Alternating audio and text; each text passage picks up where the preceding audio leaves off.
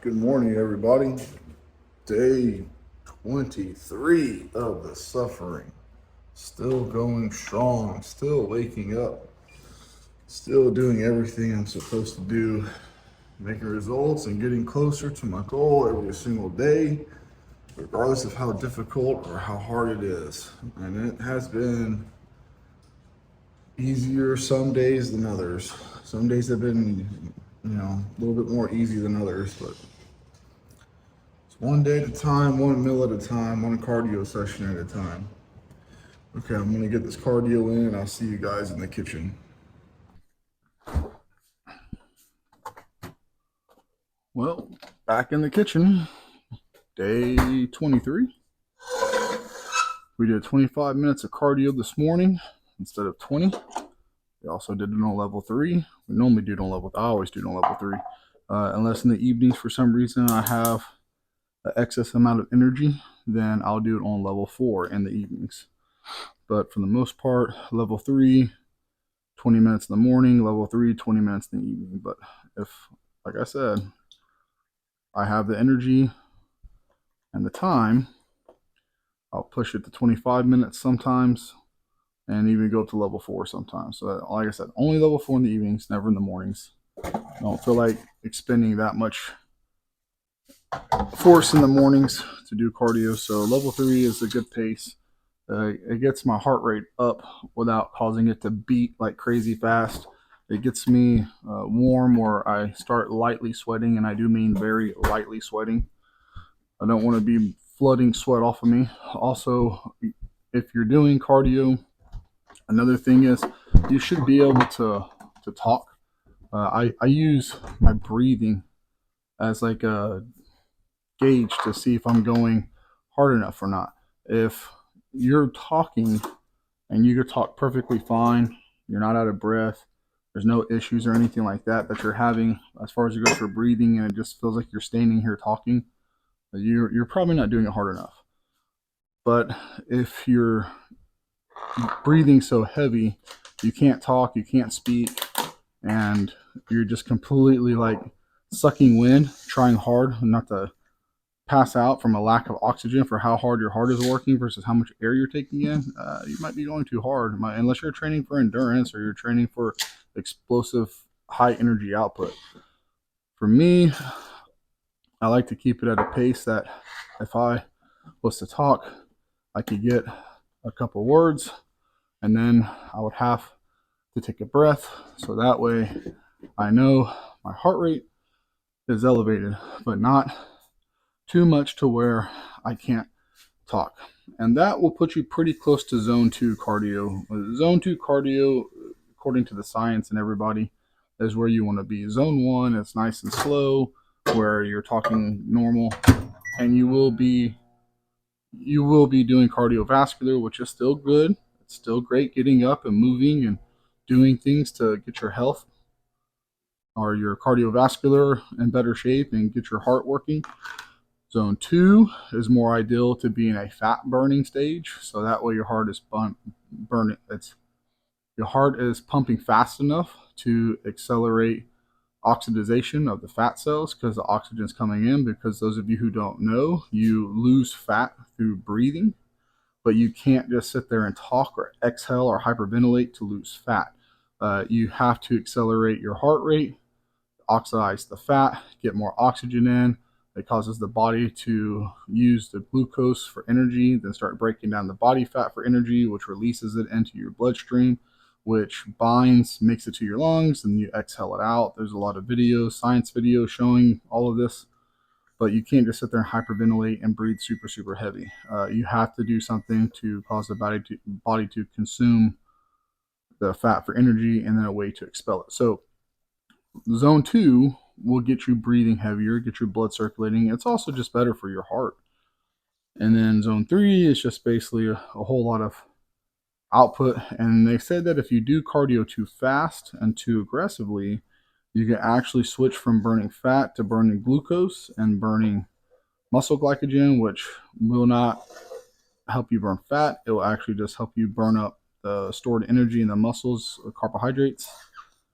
But if you're on keto, explain that one to me, because you're not supposed to really have glucose anyways, but your body will convert protein into glucose. If you don't have it, it will actually convert it. That's why keto is so good, because your body will create carbohydrates out of proteins, but it just is a lot harder and takes a lot longer. So the conversion rate to sugar is a lot more difficult. There's a whole lot of science that goes into it and everything, but explain that one to me. But anyways, so zone 3, you run the risk of losing more muscle than you do fat by pushing your body too hard, too fast, too quick, too explosive.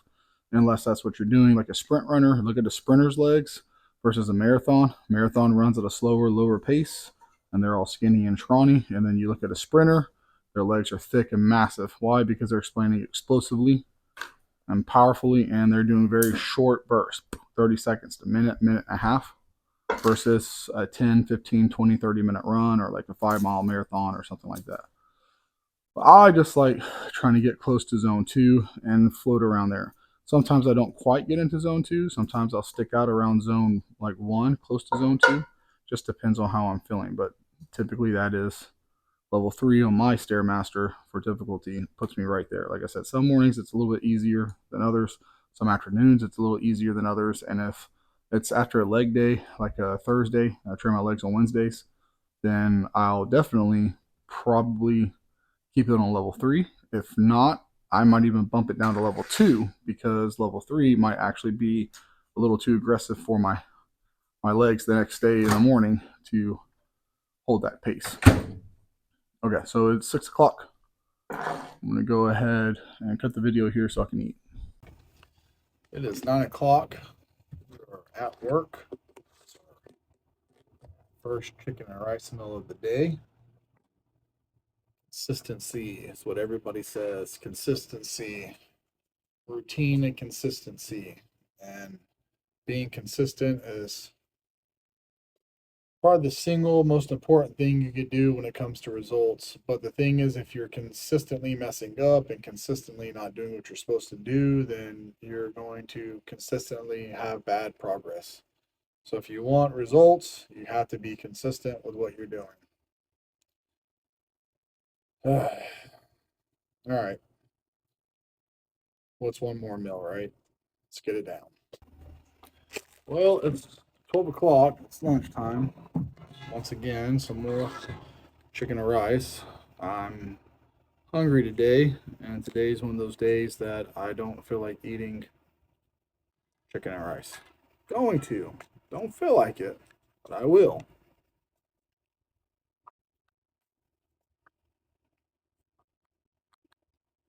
Just sucks having cravings, man. When you're hungry and you don't really know what you want to eat, it makes it easy. But when you get hungry, you know exactly what you want to eat. It makes it a little tough.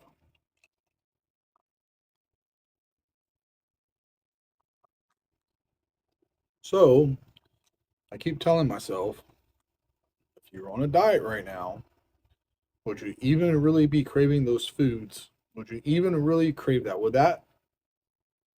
that even be something that you were interested in eating? Like, if you could go and eat whatever you wanted to eat right now, that thing that you're craving at this moment, is that what you would go and eat? The answer is no, it wouldn't. What am I craving?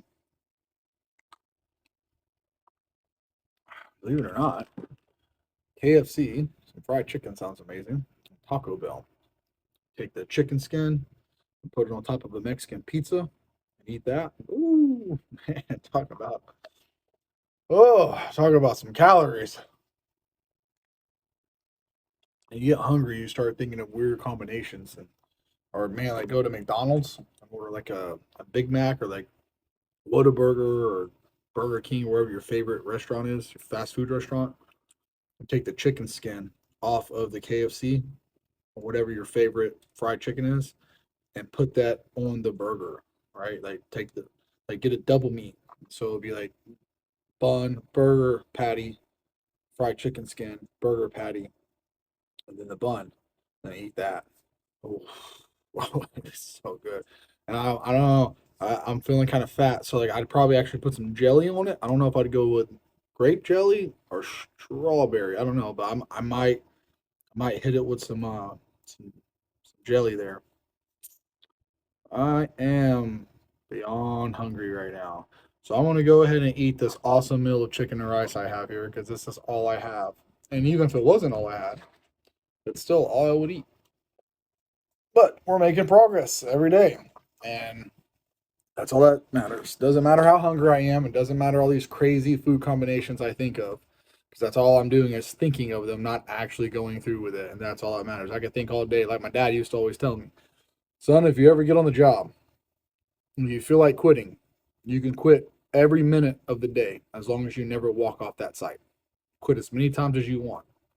Just don't ever walk off that site. So I've quit this diet several times already. Like every time it comes to eat the meal, I've already quit. I've quit the diet. I'm done. I'm done with doing the diet. I've quit. But I go ahead and eat it anyways. Even though I quit, I'm just going to go ahead and eat it this one last time, until next time. All right, well, let me eat this so that way these cravings can kind of hopefully calm down a little bit. Body dysmorphia kicking in real strong, man. This is why I don't like training with my shirt off when I'm on a cut, because I start hating the way I look because I start feeling skinny. And don't get me wrong, I know I look better now than I did whenever I was fat, but I still feel skinny fat. Man, I got man boobs, still got all the unnecessary fat around my torso, and then for some reason when I edit the videos, like on the phone, you can see all the striations and all the definition in my legs and my shoulders and arms. But then whenever I do my edits in my app and then I upload it to YouTube, I'm washed out. I'm like white as a piece of paper, and like you can't see any definition, you can't see any striations, you can't see anything. Like I'm completely washed out on camera for some reason whenever I edit, but on the phone it looks amazing. You can see everything. Then I don't know why. I have it set to 60 frames per second. I have it on HD, 1080p. I have it on the highest resolution available for upload. Same thing for the editing app. So I don't understand why whenever it gets uploaded to YouTube, I get so washed out and I look so white and pale and you can't see any definition or nothing, which makes me feel even worse about the way I look. But I use it as motivation because it's like, well, if I look like crap, that's just the way I look. And there's nothing I can do about it but try harder. So I'm like, oh, maybe I'm delusional. I'm in my own head, and I just think I look better than I actually do, and that's just how I actually look. Like crap.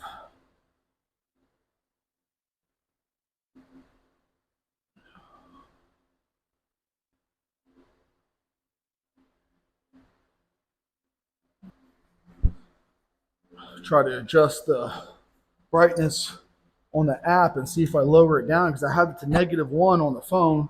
So I'm going to see if I edit it on the actual app and lower the brightness, the exposure, and maybe it'll look better because on the phone the exposure is perfect and you can see all like the striations and you can see everything. But for some reason when I'm done editing and it gets uploaded, it's like I might as well be a dry erase board. You can't just washed out. I don't understand. Anyways, I'm going to overlay some music and just work out now.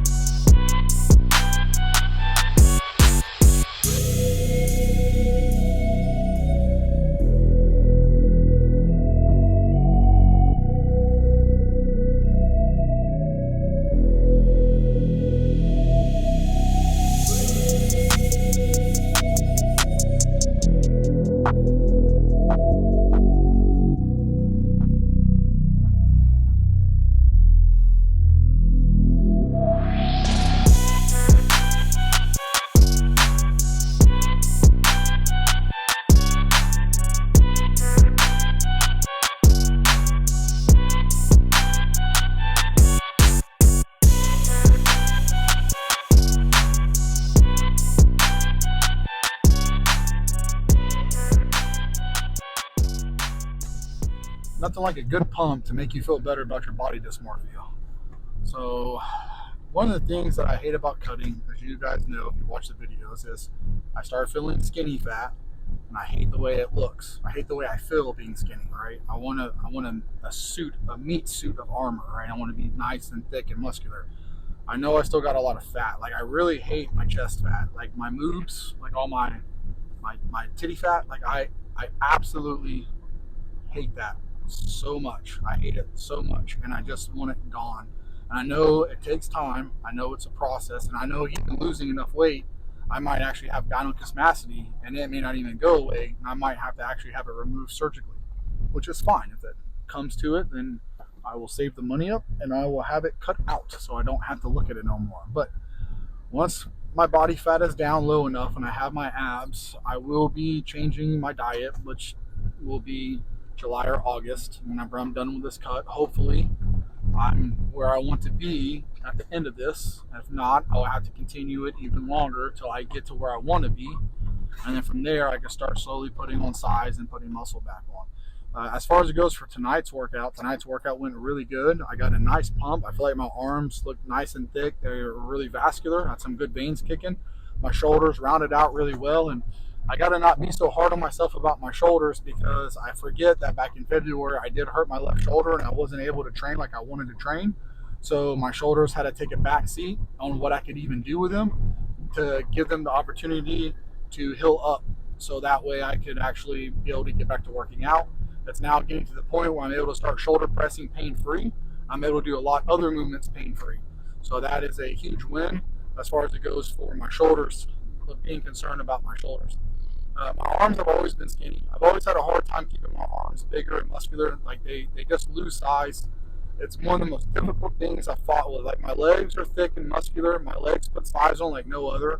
But for some reason, my upper body does not want to hold muscle mass. Like it doesn't matter if I do 3 exercises, 2 exercises, or 10 exercises for my legs, they grow. Doesn't matter if I do no cardio or a ton of cardio, my legs grow, like, and they hold their size. My upper body withers away, just shrinks and withers away and just vaporizes to nothing. I don't understand why.